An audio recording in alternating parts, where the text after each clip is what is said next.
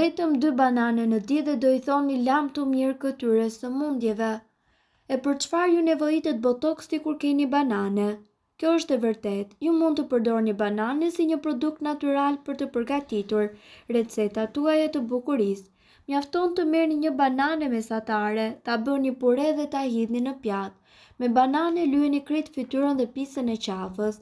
E lini trajtimin për 10 deri në 20 minuta dhe pastaj e shpëlani me ujë të ftohtë.